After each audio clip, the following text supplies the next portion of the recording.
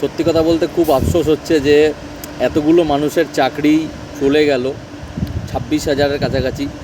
তা এটার কিছু একটা বিচার ব্যবস্থা নেওয়া দরকার ছিল, সরকারের হোক, সুপ্রিম কোর্টের নির্দেশে এটা হয়েছে। তা দেখা যাক আগামী দিনে কি হচ্ছে, কারণ সবারই ভাই ফ্যামিলি আছে। 26,000 লোক কম না।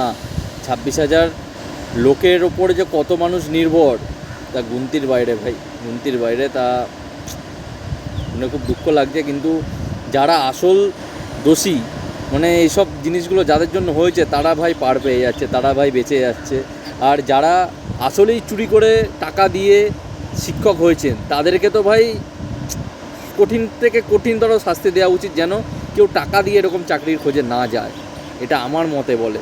তোমাদের মতামত আলাদা হতেই পারে, কারণ আমার মতে মনে হয় যে ভাই এই যে এখন এতগুলো মানুষ, কিছু মানুষের জন্য এখন এতগুলো মানুষকে চাকরি হারা হতে হলো, এই জিনিসগুলো ঠিক হলো না। এবং আগামী দিনে জানি না কি ইম্প্যাক্ট পড়বে এগুলো রাজ্যের মানুষের ওপরে এবং স্টুডেন্টদের ওপরে, এবং মানুষের ভরসা উঠে যাবে। অ্যাকচুয়ালি সরকারের ওপর থেকে মানুষের ভাই ভরসা উঠে যেতে পারে এইসব জিনিসগুলোর জন্য, এইসব কারণগুলোর জন্য। সব জিনিসগুলো একদমই ঠিক হয়নি।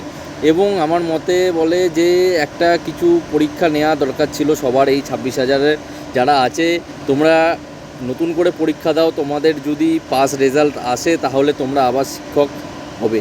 আমার আশা করছি এই নিয়মটা করা উচিত, কারণ একটা বড় আন্দোলন হতে চলেছে আগামী দিনে। এটা হবে, তারা যারা চাকরি প্রার্থী, যারা চাকরি হারিয়েছেন তারা কনফার্ম করে দিয়েছেন একটা বড়সড় আন্দোলন হতে চলেছে।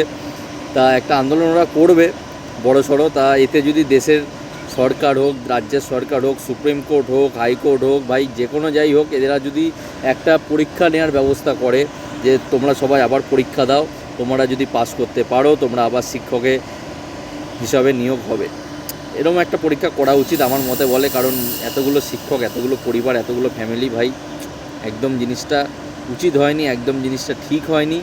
আমার মতে বলে এই জিনিসগুলো করা উচিত, এবং আগামী দিনে যেন এরকম টাকা দিয়ে চাকরি যেন নিতে কিংবা করতে কিংবা দিতে কেউ যেন সাহস না পায়, তার জন্য একটা গুরুতর কঠিনতর ব্যবস্থা, কঠিনতর আইন কিছু একটা করা দরকার আছে।